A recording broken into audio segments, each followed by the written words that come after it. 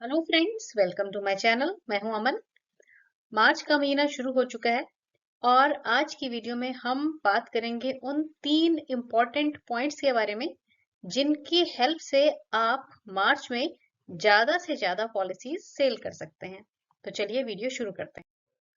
मार्च का महीना शुरू हो चुका है और चाहे बैंकिंग इंडस्ट्री है चाहे इंश्योरेंस इंडस्ट्री है, मार्च का जो महीना है इम्पोर्टेंट रहता है क्योंकि देखिए फाइनेंशियल ईयर का लास्ट मंथ है ये।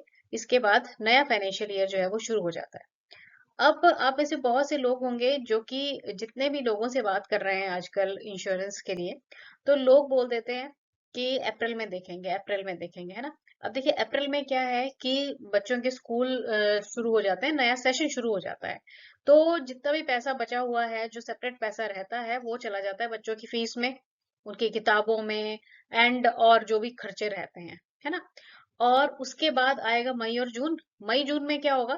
मई जून में हो जाती हैं गर्मियों की छुट्टियां और लोग जो है वो घूमने चले जाते हैं। तो इस प्रकार जो अगले साल का पहला क्वार्टर है ना, वो भी खत्म हो जाएगा। तो अब यहाँ पर बात ये है कि हम क्या करें ऐसा कि लोग मोस्टली मार्च में ही इंश्योरेंस पॉलिसीज खरीद लें। मतलब उनको क्या ऐसी बातें बताई जाएं या क्या ऐसे फायदे बताए जाएं कि मार्च में जो पॉलिसी खरीदी जाए उससे क्या उनको बेनिफिट मिलेगा। तो आज की वीडियो में हम ये बात करने वाले हैं। तो एक तो ये पॉइंट हो गया। देखिए आप सभी जानते हैं कि सरकार की तरफ से इनकम टैक्स लिमिट जो है वो बढ़ा दी गई है, 12 लाख कर दी गई है। पहले जब हम इंश्योरेंस पॉलिसी सेल करते थे तो हम टैक्स सेविंग का भी एक फायदा जो है अपने प्रोस्पेक्ट्स को बताते थे। अब ये जो लिमिट है ये बढ़ा दी गई है और ये कमेंट मुझे कई लोगों ने ये भेजा भी है कि मैम, इनकम टैक्स की जो लिमिट है वो 12 लाख तक कर दी गई है और अब लोग इंश्योरेंस करवाने में इंटरेस्ट कम दिखा रहे हैं। तो एक बहुत ही जेन्युइन सी प्रॉब्लम है। सभी लोग, हम जितने भी इंश्योरेंस फील्ड में हैं, ये प्रॉब्लम हम फेस कर ही रहे हैं या करेंगे।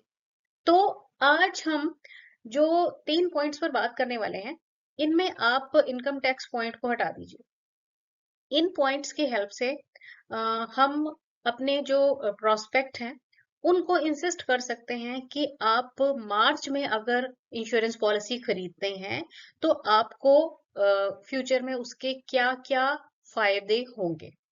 इनकम टैक्स पॉइंट वाले मतलब जो इनकम टैक्स सेविंग का पॉइंट है उसको आप साइड में कर दीजिए, ठीक है ना।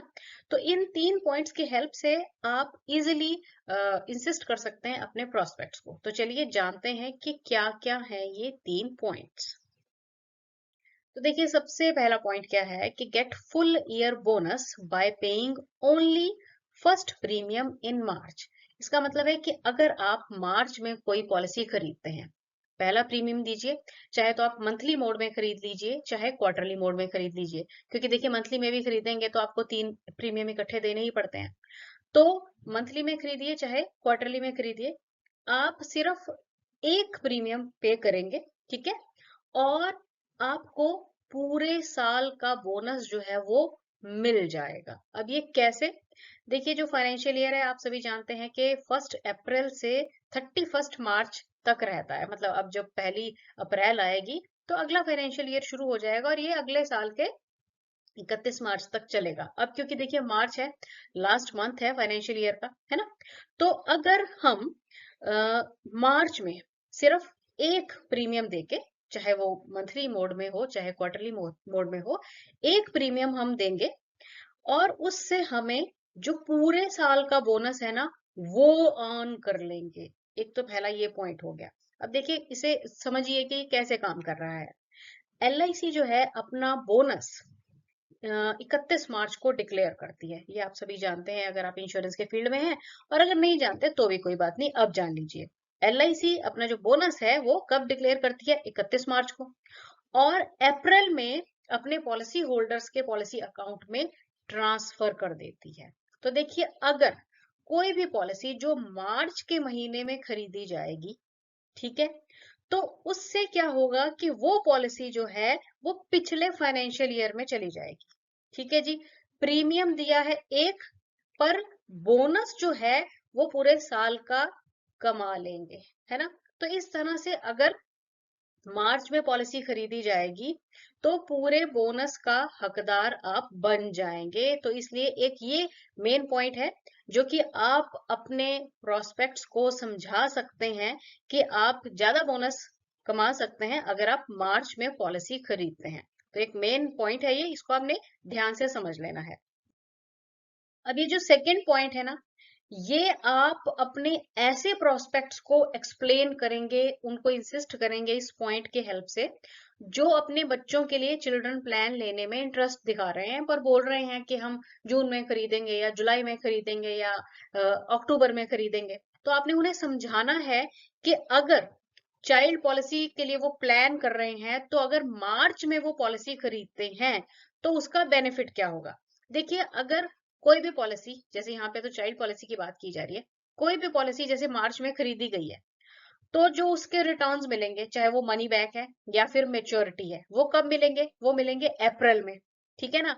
और अप्रैल और उससे आगे आने वाले जो महीने हैं, अप्रैल मई जून वगैरह में बच्चों की एकेडमिक फी जाती है, ठीक है ना।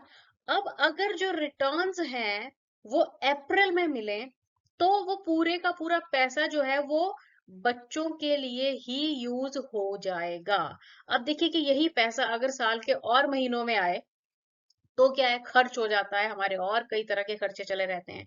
पर अगर यही पैसा हमें उस टाइम पर मिलता है जिस काम के लिए हमने ये चाइल्ड प्लान खरीदा था। देखो, कोई भी व्यक्ति जो है ना चिल्ड्रन प्लान क्यों खरीदता है?